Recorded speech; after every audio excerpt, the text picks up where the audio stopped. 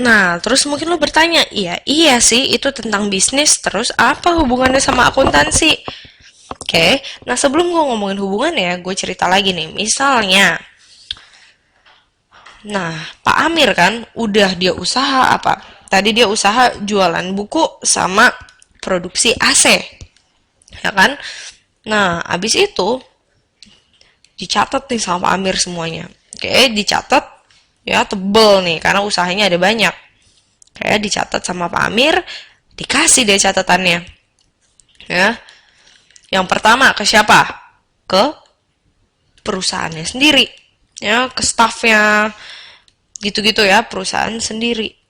Dikasih tahu deh, lihat nih, gue dapet untung loh tahun kemarin 100 juta. Kaya kan gue, misalnya dia ngomong gitu ya. Kaya kan gue. Nah, tapi ada masalah nih, lo lihat kan? Kemarin buku-bukunya masih suka ada yang hilang nih, masih suka ada yang nyuri. Misalnya kayak gitu ya, Pak Amir ngomong ke perusahaan sendiri, ke staffnya. Coba deh diperhatiin ya. Saat Pak Amir kerja yang bener dong, buku-buku suka hilang meskipun kita dapat untung 100 juta. Oke? Terus kadang-kadang Pak Amir mamerin lagi nih data-datanya dia ke nyeritain ceritanya dia ke siapa? Ke publik gitu ya. Ngapain ceritanya? Ya, kurang lebih pamer gitu ya. Pamer kalau misalnya gue kaya nih, kemarin untung 100 juta. Oke? Nah, makanya lo semua ini dong kasih gue duit tambahan nih buat usaha, buat modal supaya gue bisa lebih kaya lagi. Kalau gue lebih kaya, nanti lo gue kasih berapa persen. Misalnya dia ngomong gitu kan, pamer. Tapi tujuannya juga buat minjem duit. Nah, kayak gitu. Oke? Terus yang terakhir, ke siapa nih? Biasanya ke pemerintah. Kenapa? Karena pemerintah ada satu kerjaan, yaitu majakin kamu gitu ya. Majakin, maksudnya apa tuh? Ngasih pajak. Ya, ketika si Pak Amir untung 100 juta, pemerintah kan bilang, wait, sini dong, bayar dulu berapa persen ke kita, ya kan? Kayak gitu. Akhirnya ada yang namanya pajak. Nah, Pak Amir cerita ke tiga-tiganya gitu ya, cerita nih atas hasil bisnisnya ya. Bisnis apa dia tadi? Jual buku dan produksi AC. Ya.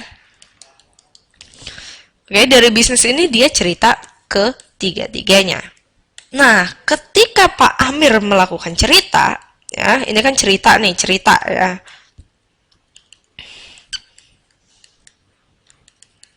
Maksudnya itu apa sih? Dia berkomunikasi, gitu kan? Mengkomunikasikan keadaan usahanya dia gitu kan, berkomunikasi berkomunikasikan kok berkomunikasikan sih, mengkomunikasikan keadaan bisnisnya. Oke, nah mengkomunikasikan keadaan bisnisnya seperti yang tadi gue gambarin ya, ini kan kayak buku nih, wah gak gampang. Oke, mengkomunikasikan keadaan suatu bisnis itu nggak cuma dengan kita bisa ngobrol kayak orang biasa berkomunikasi, enggak. Oke, untuk itulah kita pakai akuntansi. Ya, akuntansi adalah bahasanya yang tadi gue bilang, the language of business. Oke, language dipakai untuk berkomunikasi gitu ya di sini. Nah, jadi kita bisa lihat bahwa ketika Pak Amir bercerita, dia menggunakan bahasa dari bisnis, yaitu akuntansi. Oke? Kayak gitu. Nah, kalau gitu bahasanya dalam bentuk apa nih? Nah, bahasanya akan dituangkan, gue kasih warna ungu ya, di dalam satu dokumen yang disebut laporan keuangan. Ini adalah cara atau benda yang dipakai untuk berkomunikasi. Oke, ini adalah output dari proses akuntansi. Oke, jadi tujuannya akuntansi itu adalah mengolah semuanya ya dari yang Pak Amir lakukan menjadi sebuah bahasa yang seragam gitu ya. Outputnya adalah laporan keuangan atau dalam bahasa Inggrisnya adalah financial statement. Oke, kayak gitu. Nah, laporan keuangan. Oke. Nah, tadi Pak Amir bikin laporan untuk perusahaannya sendiri. Oke, kita bahasa bagusnya ini adalah pihak internal. Oke, tentunya Pak Amir mau informasi ini seakurat mungkin. Ya, kenapa seakurat mungkin? Iya dong, soalnya ini masalah kelangsungan bisnisnya. Ya kan? Gue kan lewat laporan keuangan kan gue mau cerita ke orang-orang, ya kan? Gue mau cerita mengenai keadaan bisnis. Oke, keadaan bisnisnya apa? Kayak kondisi keuangan lah, kendala-kendalanya lah, segala permasalahan lah. Oke, kayak gitu. Atau kebagusan laporan gue nih, kebagusan usaha bisnis gue juga pengen gue tonjolin dong. Ya kan? Gue pengen seakurat mungkin. Oke. Nah, terus habis itu berikutnya ada yang publik. Oke, kalau tadi kita ceritanya Pak Amir pamer sama teman-temannya. Kalau sekarang biasanya perusahaannya Pak Amir akan pamer ke siapa? Bank. Ya kan? Kenapa? Ya ini tujuannya minjem duit. Kalau minjem duit, lo kan dapat ekstra aset untuk berusaha gitu ya. Jadi perputarannya akan lebih cepat. Ya kan? Nah, lo pengen bisnis lo cepet berkembang. Wah, makanya lo pengen pinjam duit dari bank. Untuk lo pinjam duit dari bank, lo harus cerita kan ke bank dulu. Bang, nih lihat.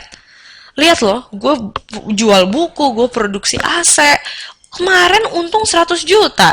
Pinjemin gue duit lagi deh, nih ya, supaya gue bisa usaha gitu. Oke, lo ngasih laporannya, lo cerita ke bank. Atau enggak kadang-kadang kita kemana lagi cerita? Ke investor. Iya kan? Mas, sini-sini, lihat laporan saya nih. Kemarin untung 100 juta.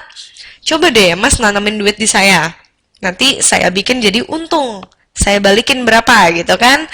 Nah, sama halnya dengan yang tadi. Istilahnya kurang lebih lo mau pamer kondisi lo gitu. Lo pengen usaha lo sesehat mungkin, sejago mungkin berbisnis supaya lo bisa dipinjemin duit. Kalau misalnya lo rugi terus, lo minjem duit dikasih nggak? Ya enggak dong. Ya kan? Nggak dikasih. Ngapain orang lain minjemin duit ke lo kalau lo nya rugi terus? Nggak ada untungnya dong buat orang lain, ya kan? Itulah yang terjadi. Nah, jadi kadang-kadang untuk ke publik ini, lo mau pamer sepamer-pamernya gitu ya, dibagusin sebagus-bagusnya. Oke, terus berikutnya yang terakhir, tetap ya, kita tetap harus bertanggung jawab kepada pemerintah. Jadi laporan keuangan itu dipakai juga untuk pemerintah. Kenapa? Karena pemerintah akan memberikan kita pajak. Oke, yang terjadi di akuntansi ini biasanya laporan keuangan yang buat publik sama yang untuk pemerintah rada beda. Oke, kalau buat publik kita maunya pamer sepamer-pamer ya supaya dipinjemin duit atau supaya punya nama yang bagus gitu kan. Kalau misalnya sama pemerintah kita mau sok-sokan kelihatan krisis. Oke, mau sok-sokan kelihatan sedih. Kenapa? Supaya pajaknya makin kecil. Ya kan? Kalau misalnya duit lo makin banyak, pajaknya makin gede, gitu kan? Kalau duit lo makin dikit, pajak lo lebih kecil.